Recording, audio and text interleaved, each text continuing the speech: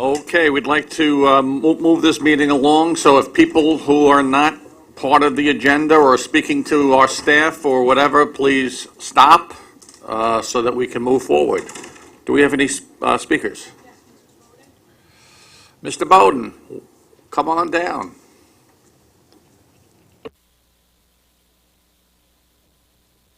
Morning. I just finished last night taking the New York State online course for insurance reduction, and it's really, really bad. The data is from 2006. This is 2016. The iPhone was invented in 2007, and the information that's presented in that course is riddled with errors. And why is that important? Because that manual and uniform traffic control devices that everybody keeps referring to say the least, is garbage. Your responsibility is to act in a way that it promotes safety, saves money, reduces road rage.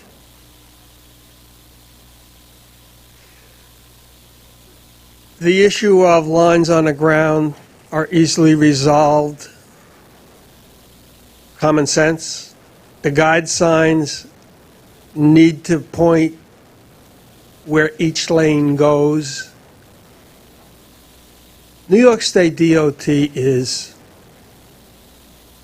out of control. They're so bad, they can't get it right. To the point where I'm standing here in front of this TV camera saying, my name is Murray Bowden. I was born in Yonkers, New York on June 11, 1933, and I say it for a reason. There will be a financial liability connected with using improper lines, as I point them out to you, because this is an era of searchable databases.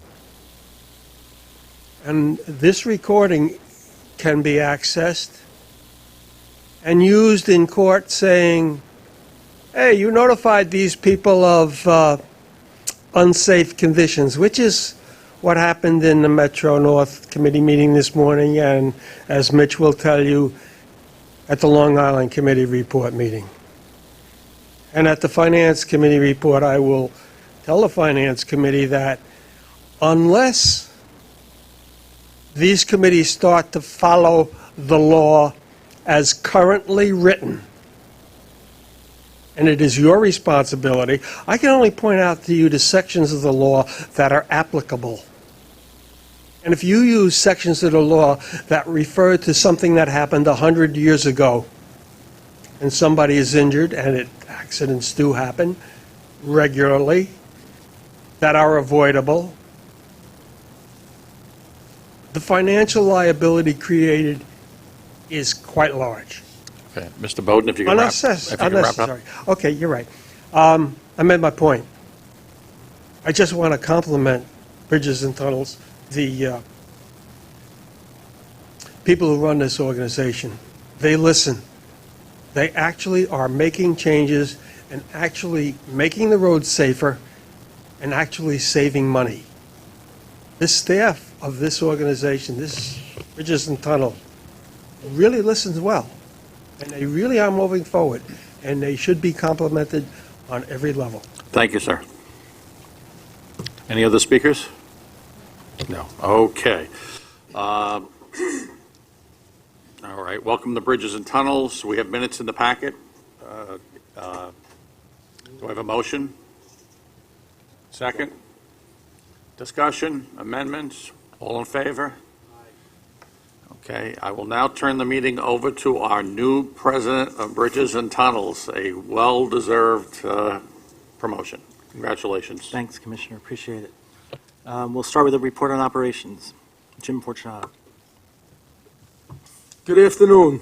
The report on operations begins on page 14. Traffic was higher in March with 25.7 million crossings as compared with 23.8 million crossings in March of 2015. This represents a 7.7% increase.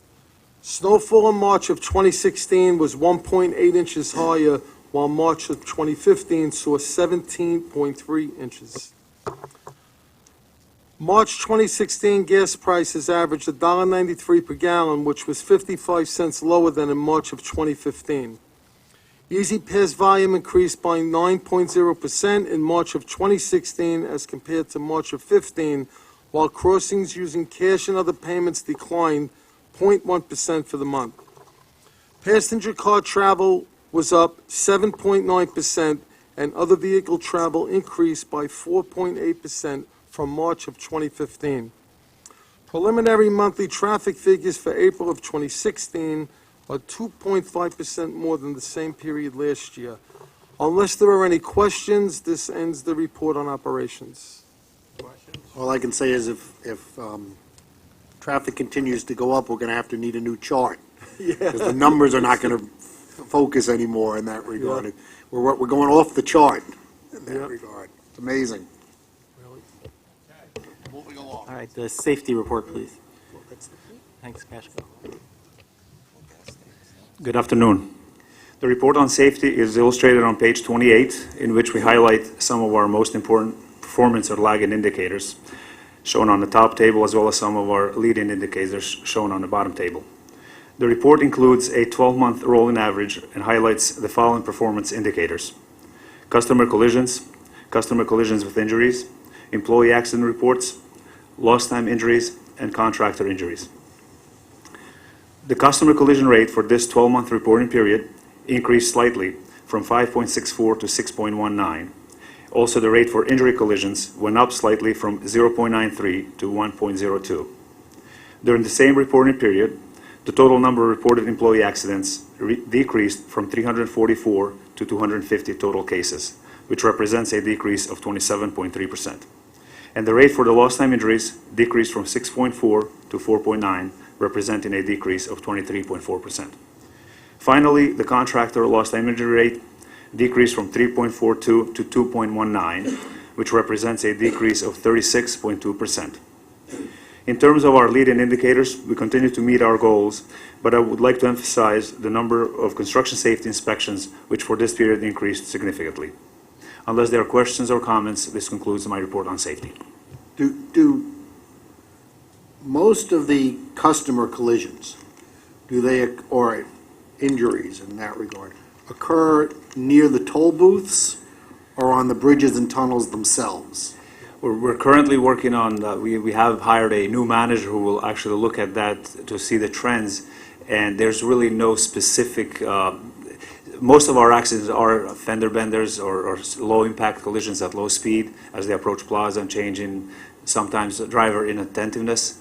But we don't see much specific trend to say that there's one area more so than others. But we'll continue to monitor and see if any trends, and we can maybe make some changes in the arrangements. Thank you. You're welcome. Moving on. All right, customer environment survey, Pat Parisi. The customer environment survey begins on page 29, and some highlights for the first quarter are B&T striped 5,652 linear feet of roadway in the first quarter of 2016. B&T repaired 2,069 potholes in the first quarter. This represents nearly half of all the potholes filled for the entire year in 2015. B&T swept 3,287 miles of roadway at its bridges and tunnels in the first quarter. 89.2% of B&T's more than 7,500 roadway, aviation, navigation, and necklace lights were operational in the first quarter, slightly below the 90% result for the first quarter 2015. B&T maintained and cleaned 342 storm drains in the first quarter. Easy Pass toll lane availability remained extremely high at 99.97% for the first quarter. This ends the customer environment report. Okay, we'll move on to the Easy Pass report. On page 39, the Easy Pass market share was 86.3% in March, 1.1 percentage point higher than the year before. It's the same market share we had in February, so it ties the highest month we've ever had.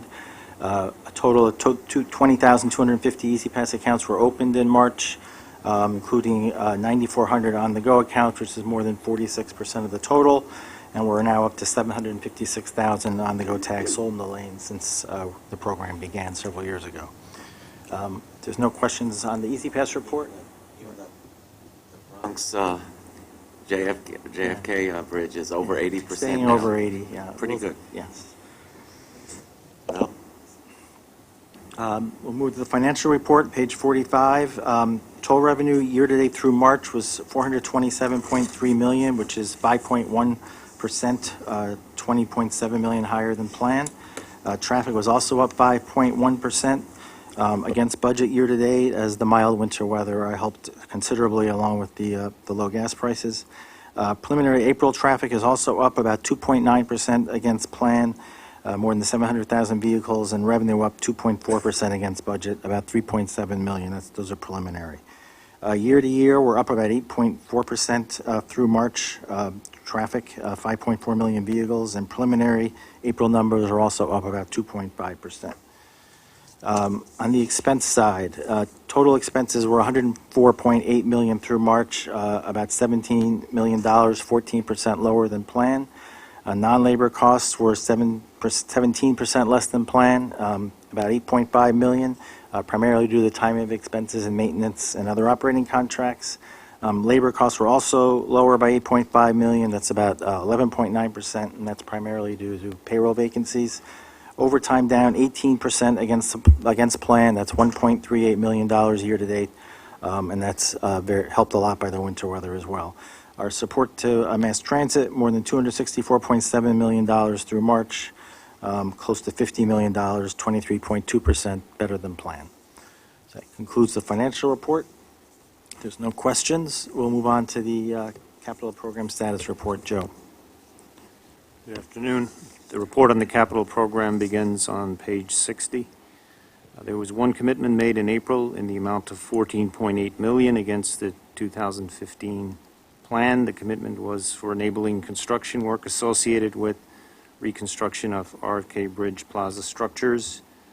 Year-to-date, 31 commitments totaling $37 million, or about 24% of planned annual commitments have been made. There were no planned or actual commitments made in April. There were 4 task closeouts in April for $6.7 million, and year-to-date, there have been 17 task closeouts for $43.8 million. Unless there are any questions, that concludes my report. Okay, procurements, Gavin. Good afternoon. Procurements start on page 73. There are no non-competitive procurements or ratifications. There are 2 competitive procurements. One is a public work joint procurement for construction services on an as-needed basis for the remaining 2 firms of the 11 selected for bridges and tunnels, and for those of Long Island Railroad, in the aggregate ceiling amounts of $95 million and $10 million, respectively. The other is a procurement modification to a personal service contract with Xerox to add funds for additional services through September 2017, and to also exercise the 3-year renewal option at a cost to bridges and tunnels of $150.2 million. The value of both these procurements totaled $255,200,000. Unless there are any questions, these procurements are described in detail in the enclosed staff summaries. why is Long Island Railroad included in this? We What's did it- being done there? We did these are for pre-qualifications. We did a joint procurement. We went out for all agencies. In March, we went for transit as well, and Long Island Railroad wasn't ready at the time to vet these, so we're adding them now. And what job on the LIRO does this represent? They're as Do we know needed. yet? As needed, okay, thank you. Okay, do I have a motion? Second. Discussion, all in favor? Motion carries. Okay, and the diversity report, our final agenda item. Sean Moore. Good afternoon. The MTA Bridges and Tunnel Diversity Report is reflected on pages 82 through 89.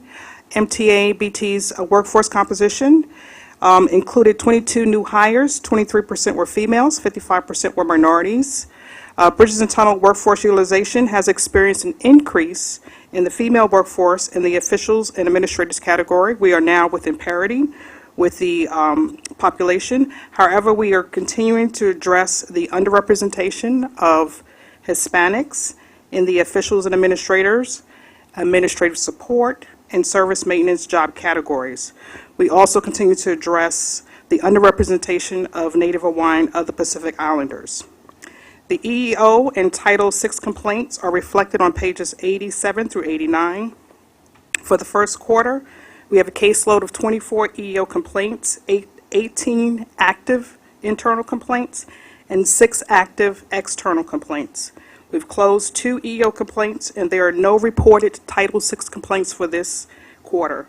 That concludes MTA Bridges and Tunnel Diversity Report. Concludes our agenda. Okay, thank you all for being here and for once again delivering another month where our revenues were higher than anticipated, our expenses were lower than anticipated, mass transit funding was increased, Easy Pass usage is up. Good job to everybody. I'll entertain a motion. Thank you. Thanks. Meeting is adjourned. Thank you.